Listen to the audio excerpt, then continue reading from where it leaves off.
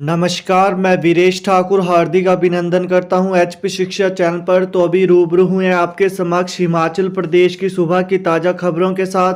तो आइए शुरू करते हैं हिमाचल प्रदेश की सुबह की सुपरफास्ट ताज़ा खबरों के सिलसिले को। बड़ी उपलब्धि, पीटीसी ड्रोह के 4 पुलिस अफसरों को केंद्रीय गृह मंत्री पदक। हिमाचल प्रदेश के पुलिस प्रशिक्षण महाविद्यालय ड्रोह के 4 पुलिस अधिकारियों को गृह मंत्रालय भारत सरकार नई दिल्ली की ओर से केंद्रीय गृह मंत्री पदक से नवाजा गया है। वर्ष 2020-21 में पुलिस महाविद्यालय ड्रोह में प्रशिक्षण में उत्कृष्टता के लिए यह पदक भारत सरकार के गृह मंत्रालय ने समूचे भारत के पुलिस ट्रेनिंग संस्थानों में कार्यरत प्रशिक्षण कार्य से जुड़े पुलिस अधिकारियों और कर्मचारियों को दिया है। पीटीसी ड्रोह के 4 पुलिस अधिकारियों में ASP Rajesh Sharma, inspector Vikrant Monsara, ASI Dalvir Singh और एचसी रविंद्र कुमार शामिल हैं। हिमाचल में बड़ा प्रशासनिक फेरबदल, 3 आईएएस और 30 एचएएस अफसरों का तबादला। हिमाचल सरकार ने 3 आईएएस व 30 एचएएस अधिकारियों का तबादला कर दिया है। इसके अलावा 3 अधिकारियों को अतिरिक्त कार्यभार दिया गया है। इस संबंध में मुख्य सचिव की ओर से आदेश जारी किए गए हैं। पत्नी की अंतिम इच्छा की पूरी संतान नहीं तो सेवानिवृत्त डॉक्टर ने सरकार को वारिस बना सौंपी करोड़ों की संपत्ति। हिमाचल प्रदेश के हमीरपुर जिले के उपमंडल नादौन के रहने वाले स्वास्थ्य विभाग से सेवानिवृत्त चिकित्सक ने अपनी पत्नी की अंतिम इच्छा को पूरा करते हुए सरकार को वारिस बनाकर अपनी करोड़ों की चल अचल संपत्ति सरकार के ही नाम कर दी। पंचायत जोल सप्पड़ के गांव सनकर के 72 वर्षीय डॉक्टर राजेंद्र कंवर ने 33 वर्षों बाद स्वास्थ्य विभाग से और उनकी पत्नी कृष्णा कंवर शिक्षा विभाग से सेवानिवृत्त हुई थी। 1 वर्ष पूर्व पत्नी का देहांत हुआ था। दोनों की इच्छा थी कि उनकी कोई संतान न होने के चलते वे अपनी चल अचल संपत्ति सरकार के नाम वसीयत कर देंगे, क्योंकि उन्होंने सरकारी नौकरी के दौरान ही सब कुछ अर्जित किया है। प्रवर्तन निदेशालय सहायक ड्रग कंट्रोलर की 2.07 करोड़ की संपत्ति ईडी ने की अटैच। हिमाचल प्रदेश स्वास्थ्य सुरक्षा निदेशालय के सहायक ड्रग कंट्रोलर रहे कपिल धीमान पर प्रवर्तन निदेशालय ईडी ने शिकंजा कस दिया है।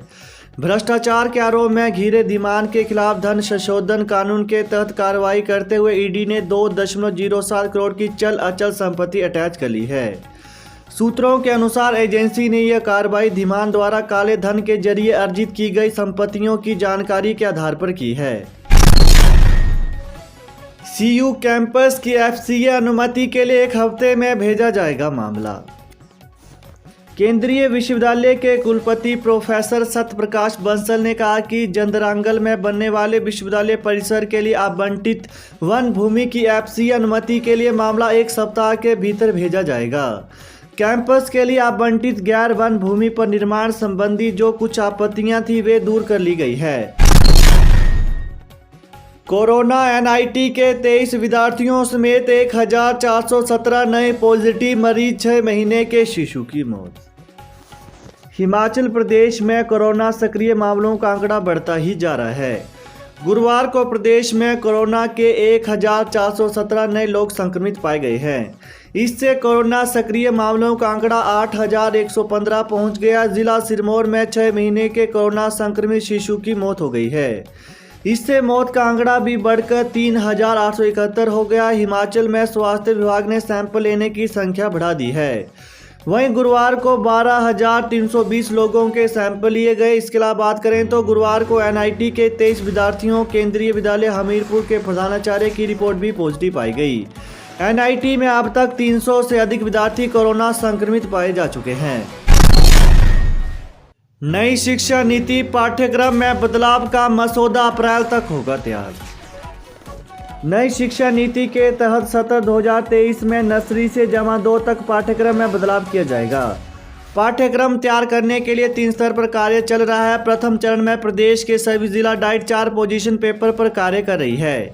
इसके आधार पर फरवरी 2022 में एससीईआरटी 25 पोजीशन पेपर तैयार कर अप्रैल में स्टेट करिकुलम फ्रेमवर्क पूरा कर लेगी।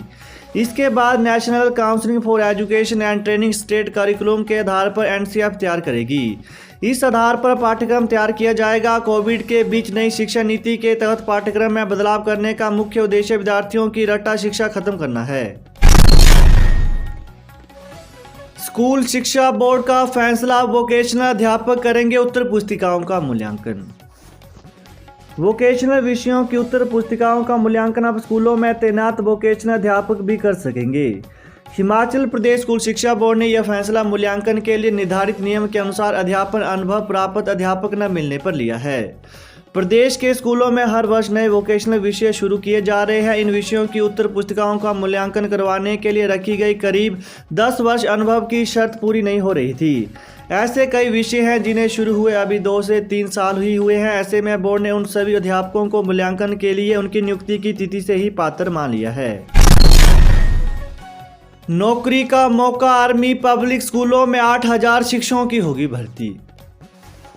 आर्मी पब्लिक स्कूलों में आर्मी वेलफेयर एजुकेशन सोसाइटी के तहत शिक्षकों के 8000 पद भरे जाएंगे। इनके लिए ऑनलाइन आवेदन की प्रक्रिया शुरू कर दी गई है। पीजीटी, टीजीटी और पीआरटी शिक्षकों के पदों के लिए आवेदन की अंतिम तिथि 24 जनवरी है। हिमाचल प्रदेश के अभ्यर्थियों के लिए सोलन और कांगड़ा जिले में परीक्षा केंद्र बनाए गए हैं। अलग अलग राज्यों में वर्तमान में 137 आर्मी पब्लिक स्कूल हैं।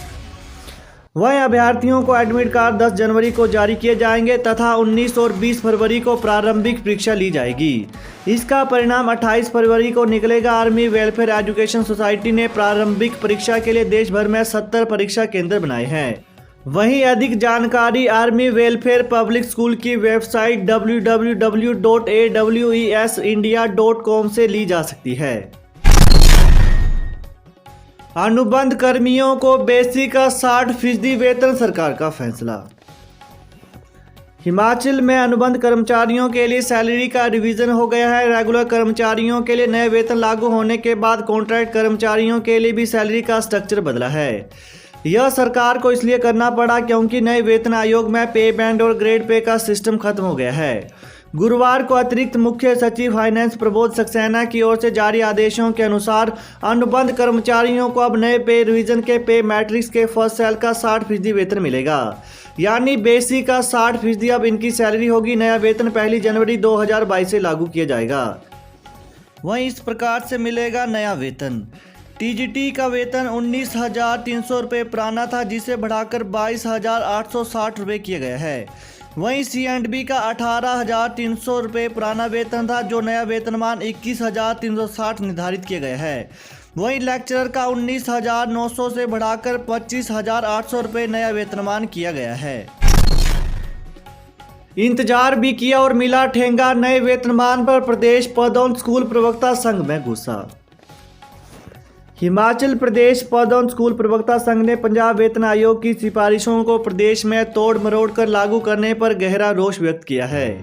संघ के प्रदेश अध्यक्ष यशवीर जम्बाल, अध्यक्ष कोर कमेटी केवल ठाकुर, प्रदेश महासचिव कमल किशोर शर्मा ने बयान जारी करते हुए कहा कि प्रदेश के कर्मचारी 2006 के बाद 2016 में मिलने वाले नए वेतनमान का बड़ा बेसब्री से इंतजार कर रहे थे, लेकिन 16 वर्षों के इंतजार के बाद 2022 में मिले इस वेतनमान से प्रदेश सरकार के कर्मचारियों को 4,000 से लेकर 20,000 रुपये तक का ही मासिक फायदा हुआ है।